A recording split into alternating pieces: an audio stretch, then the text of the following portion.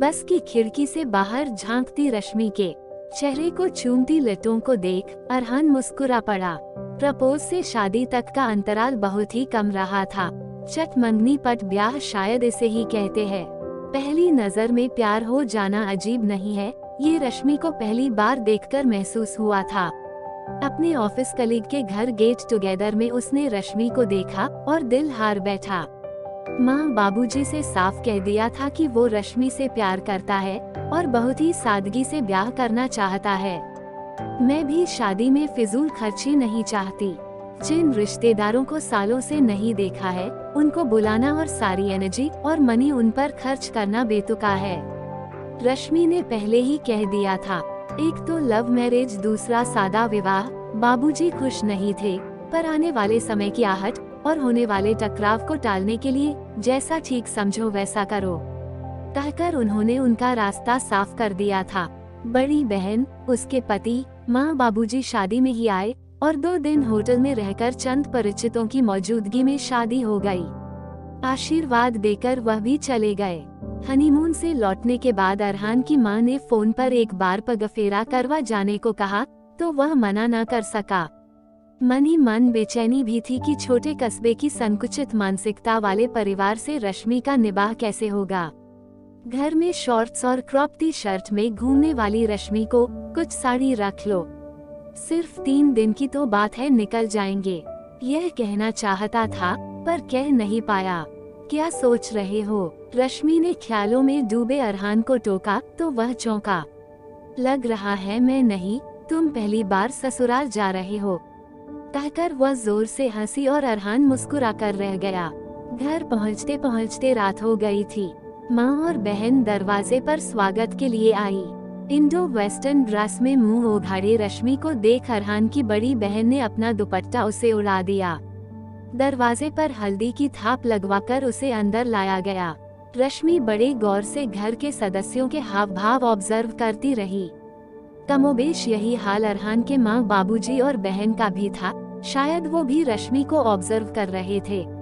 अरहान भी उस अवसर की ताक में था कि कब पानी सर से गुजरे और वो अपनी आपत्ति दर्ज करवाते, कह दे कि रश्मि जैसी है वैसे ही स्वीकारना होगा। रात को अपने कमरे में रश्मि शॉर्ट्स और टी शर्ट में आ गई।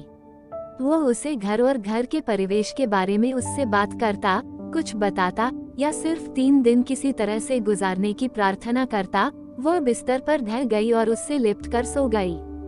सोती हुई रश्मि को देख उसे तरस आया। बेचारी कैसे माहौल में आ गई है, कैसे रहेगी 3 दिन। देर रात तक 3 दिन के सामंजस्य पर जोड़ तोड़, सवाल जवाब सब ख्यालों में चलते रहे। सुबह पायल की छमछम और चूड़ियों की खन खन से नींद टूटी। माँ आई होंगी उसे जगाने, उसने सोचा। रश्मि शॉर्ट्स में अभी भी उससे लिपटी हुई महसूस हो रही थी। रश्मि, उठो, देखो शायद माँ आई है। बंद आंखों से उसने उसे हिलाया, पर तकिया बोल सकता तो बोलता। उसी वक्त दरवाजा किरक की आवाज के साथ खुला तो वह हड़बड़ाकर उठा और दंग रह गया। गुलाबी साड़ी में लिपटी रश्मि अपने दोनों हाथों की चूड़ियों को उसके कानों में बजा रही थी। उसे आंखें मिचमिचाते देख शरारत से उसने अपने भीगे बालों के छींटे उस पर डाल दिए। वह आंखें फाड़ फाड़ कर उसे देख रहा था। माथे पर बड़ी सी लाल बिंदी, आंखों में काजल, ललाट में सिंदूर अप्रतिम लग रहा था।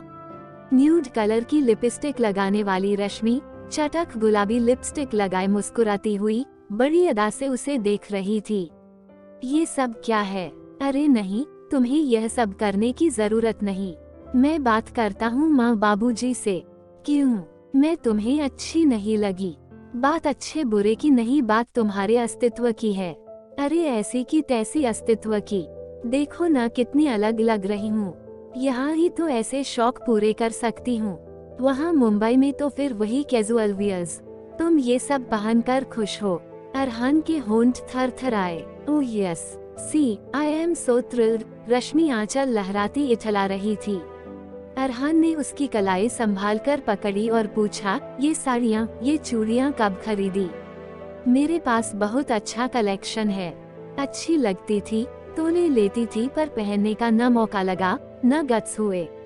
अब पहनूंगी। वो बड़े प्यार से अपनी चूड़ियों को देखते हुए बोली।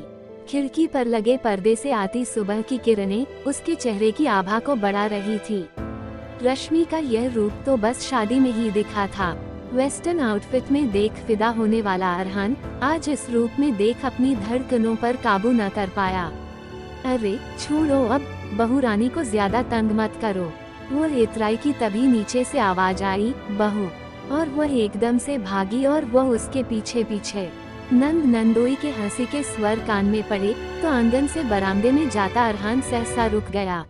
बरामदे में खड़ी रश्मि के लजाते इशारे पर उसका ध्यान अपनी गर्दन और टी शर्ट पर लगे सिंदूरी रंग की ओर गया।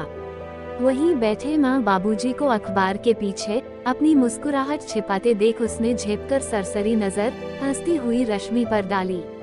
नंद नंदोई माँ बाबूजी के पीछे खड़ी रश्मि को देख यूं लगा मानो वह इस घर का हिस्सा है और वह अजनबी, जिसे बहुत कुछ समझना और जानना बाकी है।